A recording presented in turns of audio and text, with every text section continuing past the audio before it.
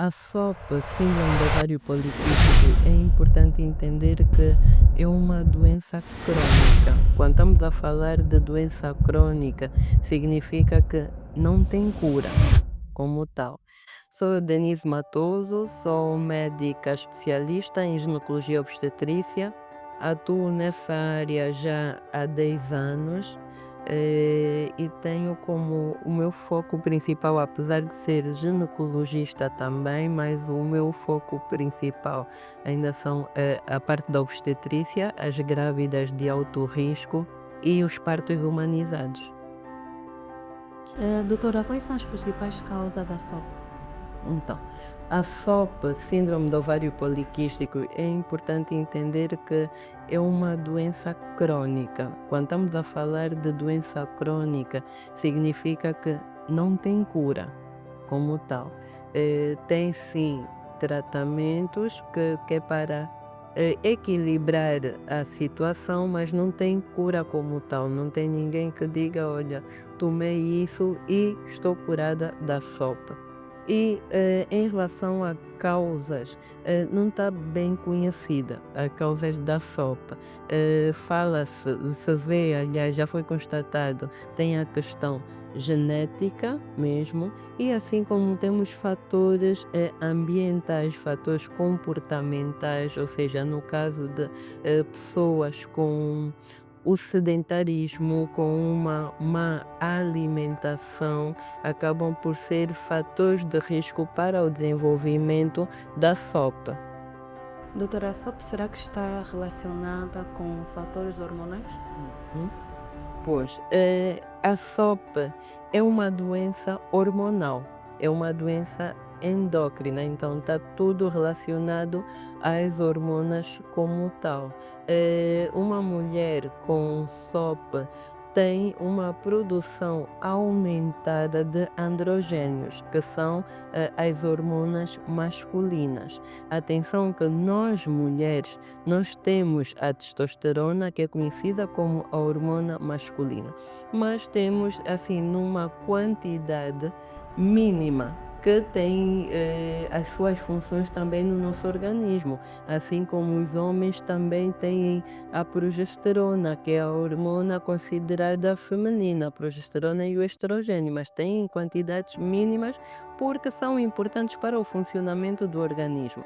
Mas mulheres com SOP acabam por ter uma quantidade de testosterona aumentada.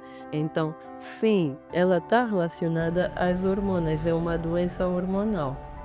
Quais são os sintomas mais comuns da SOP? Então, eh, a SOP, como sintomas, a mulher apresenta que nós chamamos hirsutismo, que é o excesso de pelos, ok? São mulheres que geralmente têm a presença de pelos em zonas que são muito características masculinas, como, por exemplo, as mulheres acabam por ter barba, acabam por ter assim penugens aqui, bigode, a nível do peito, do tórax também apresentam pelos, bastante pelos a nível das pernas, então um crescimento muito rápido, acelerado dos pelos, o que é característico dos homens. Também podem ter dessas mulheres acne, que nós chamamos os espinhos, exato. As mulheres apresentam irregularidade menstrual, maioritariamente essa irregularidade são o espaçamento entre as menstruações muito longos, ou seja, aquelas mulheres que têm uma menstruação em intervalos de mais de 40 dias, que nós chamamos de menorreia, porque o ciclo normal da mulher é de 21 a 35 dias. Então, essas mulheres com SOP costumam ter um espaçamento maior, superior a 35 dias das menstruações, ou mesmo ausência de menstruação, que tem um mês menstrua, outro mês já não menstruam, acabam por ter essa irregularidade.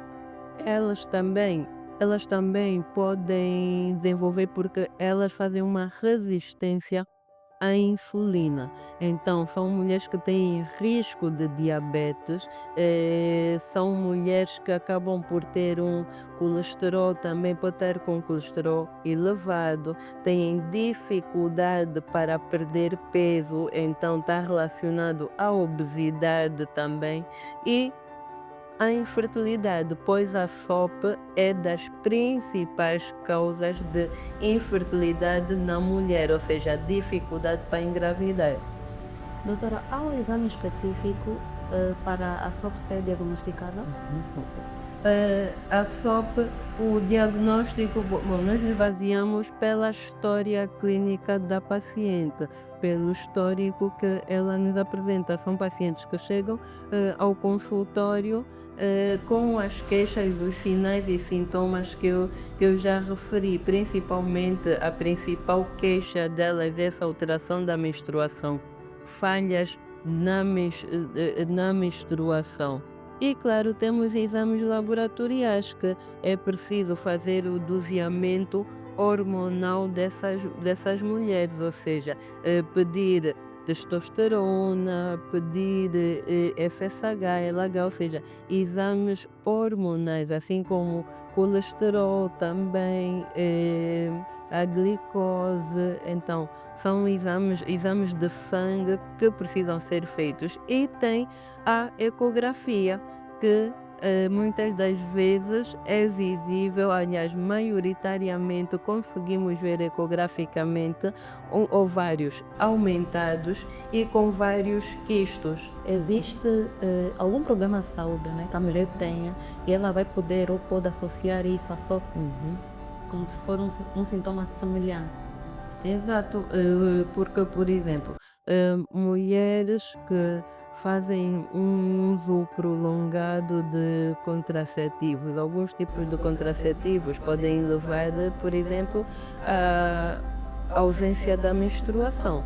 Podem levar à ausência da menstruação, podem levar a um aumento do volume corporal que as pessoas interpretam como gordura, mas é um aumento da retenção de líquidos. Então, por causa, dos contraceptivos e que infelizmente muitas mulheres ainda quando começam um tipo de contraceptivo não fazem consultas, apenas baseiam-se no "a minha prima faz e dá-se bem, então eu também vou fazer". Então acabam por não saber, porque aí é que está a importância da consulta, que é para a pessoa saber que tipo de efeitos é que pode esperar desse contraceptivo. Então, elas já ficam assustadas e quem lê depois vai aí ao Google, vai à internet e vê, ausência de menstruação e aparece aí SOP. Eu tenho SOP. Tá a entender? Mas afinal é por causa do contraceptivo que ela está a usar. Assim como mulheres, a obesidade em si. A obesidade é algo que pode afetar o ciclo menstrual, ou seja, provocar ausência de menstruação. Então, ela está apenas obesa, não tem SOP. Por causa dessa obesidade, acaba por ter ausência de menstruação e ela vai interpretar como: ai, eu estou com SOP, ok? Assim como há mulheres que também têm a prolactina alta, que é uma hormona que está relacionada à produção de leite. Há mulheres que têm essa hormona elevada, às vezes por tumor a nível da hipófise, ou seja, tumor cerebral, então têm essa prolactina alta. Elas costumam ter ausência de menstruação também, então a pessoa pode interpretar como SOP. Então é preciso, quando a pessoa está a pedir exames para fazer o diagnóstico, não pedimos apenas aqueles exames já com a certeza de que é SOP. Por isso que se pede um doseamento hormonal amplo, porque, por exemplo, pode estar com a prolactina alta apenas, pede-se os colesterol e tudo, porque pode ser apenas por ter hipercolesterémia, ou seja, pela obesidade. Então é preciso mesmo uma investigação ampla que é para não se fazer diagnóstico errado. Quais são os tratamentos mais comuns para a SOP? Bom, essa parte do tratamento é que é bastante complicada, porque a SOP é uma doença que é muito complexa. É complexa e tem a questão de ser crônica. E então as pessoas não sabem lidar com essa questão do ser crônica, porque querem: "Ah, eu quero me tratar". O que é que acontece? O primeiro passo e o que as pessoas não aceitam, o primeiro e o principal passo para o tratamento que prontos, da SOP é a mudança do estilo de vida. Ou seja, a mulher precisa deixar de ser sedentária, precisa ter um suporte nutricional para ter um plano nutricional adequado. Por norma, precisa inclusive perder peso, a maior parte delas porque tem obesidade em simultâneo. Então, esse é que é o principal tratamento, porque nós fazemos o uso de hormonas, mas é o que eu digo sempre às minhas pacientes, que é uma questão de é uma ilusão, tá a entender? Porque, ok, nós vamos dar as hormonas, tu vais ter sangramento e vais interpretar como: "Ai, estou curada, já estou a menstruar", porque esse é o principal incômodo dessas mulheres. Então, vai dizer: "Ah, já estou a menstruar", mas não. Aquele sangramento é por causa da toma das hormonas. Então, você quando parar de fazer essas hormonas e se não tiver a adequar o seu estilo de vida, o seu corpo vai voltar na mesma. Ou seja, você vai parar de fazer as hormonas e vai continuar outra vez sem sangramento, sem a menstruação. Então, por isso é que eu digo que é sempre uma ilusão. O importante é mesmo a mudança do estilo de vida. E claro, e que nós podemos a paciente porque tudo depende dos projetos dessa mulher.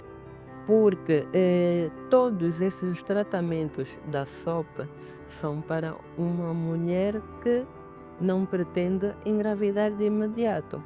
Porque os medicamentos que nós usamos, por exemplo, para controlar o crescimento dos pelos, que afeta muito na autoestima da mulher, que nós usamos para a questão da acne, ou seja, para as situações que incomodam essa mulher com sopa, são todos fármacos que têm uma grande potencialidade para a teratogenicidade.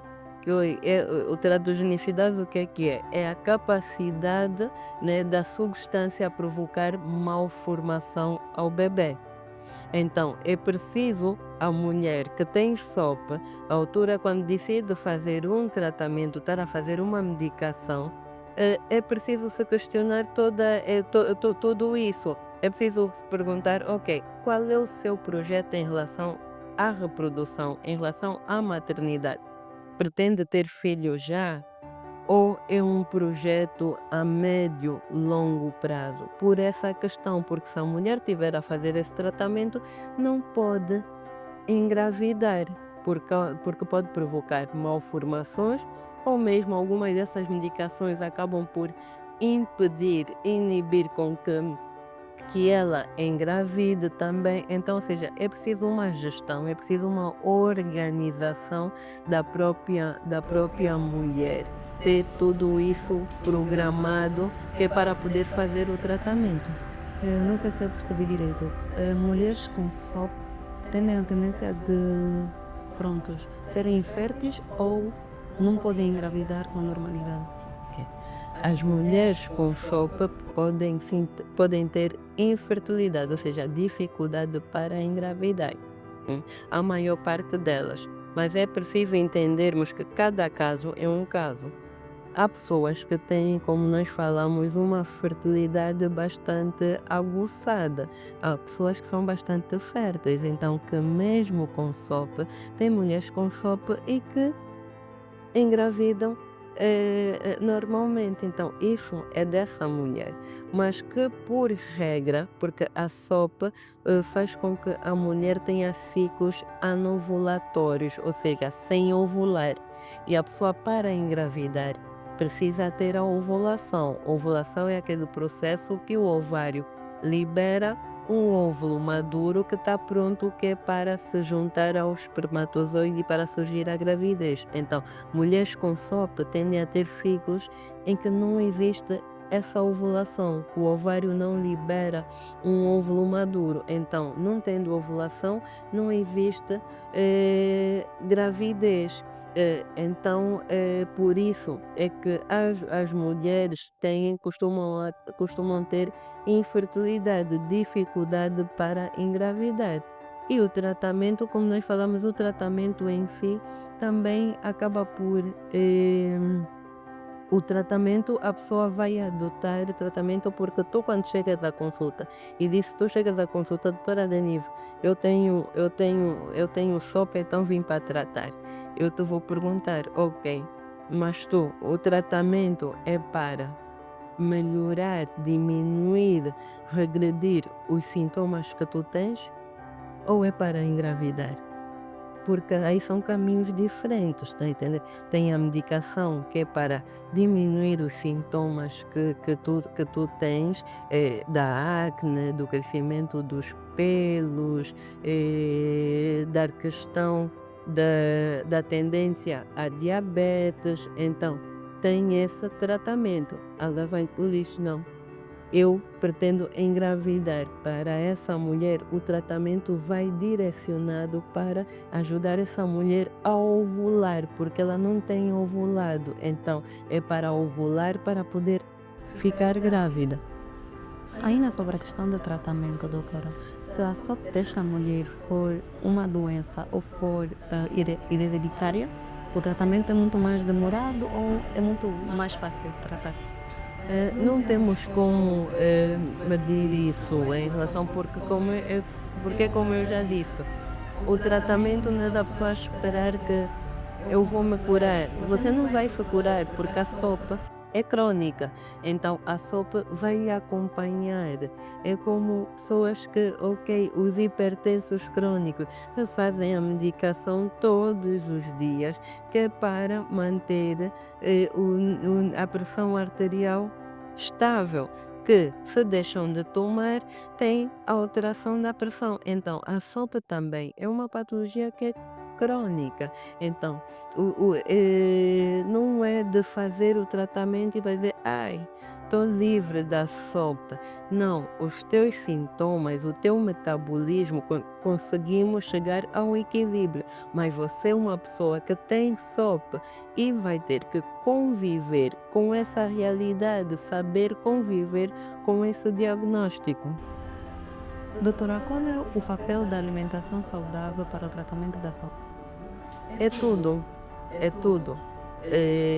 Uma pessoa com SOP precisa ter uma alimentação saudável e também a prática da atividade física. Muitas, mas muitas mulheres com SOP que sem tomar nada, apenas mudando o estilo de vida, que é a alimentação e a prática da atividade física, notam a regressão dos sintomas. Tenho mesmo muitos testemunhos desse.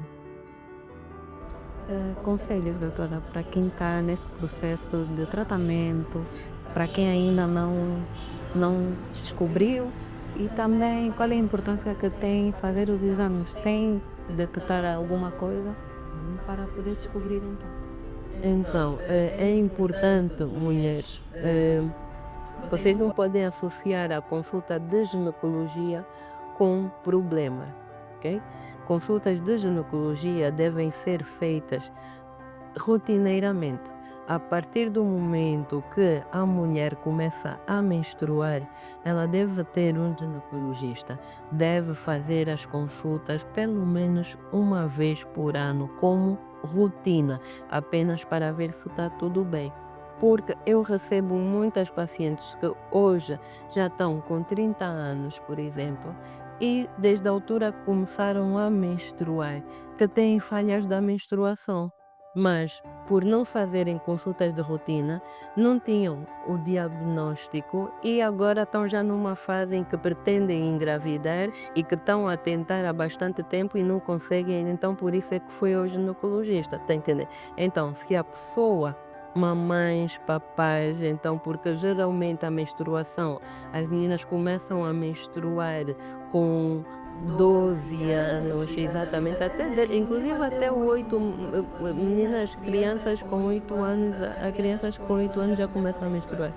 A partir desse momento não interpretem que, ah, é muito pequena para ter ginecologista. Não. Precisa já crescer, já estando habituada a ter esse controle, porque é muito triste que eu vejo mulheres feitas e que quando chegam à consulta a pessoa pergunta como é que é o seu ciclo e não sabem responder como é que é o seu ciclo, porque não conseguem atingir, saber, mas ciclo, o que é que a doutora está a falar? Tá a entender? Então, isso por quê? É falta de instrução. E nós, os ginecologistas, temos essa função também, que é de educar a pessoa. Então, é importante fazerem as consultas de ginecologia assim que começam a menstruar, fazer consulta de rotina uma vez por ano, mesmo sem não ter nenhum problema, deve fazer a consulta de rotina e, claro, um estilo de vida saudável. É já ensinarmos as nossas filhas desde crianças a praticarem desportos, a ter uma atividade física e também uma alimentação saudável, porque muitas das vezes, porque temos a questão genética, ela já é propensa a ter sopa. Então, mas como tem uma vida de sedentarismo, uma vida de uma alimentação que não é saudável, é como se fosse despertou aquele gatilho e começam os sintomas da doença. Mas uma questão, doutora, será que há idades compreendida para adquirir só ou uma idade aí para ou mulheres de uma diferença, né? Ou de uma certa idade que podem adquirir só?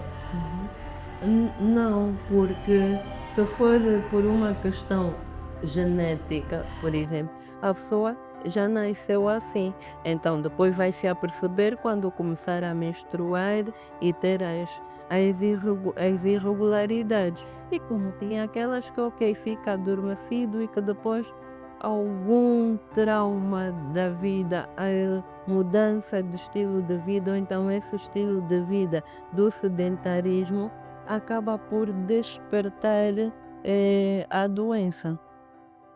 Muito obrigada, Anitta. Ok, obrigada eu.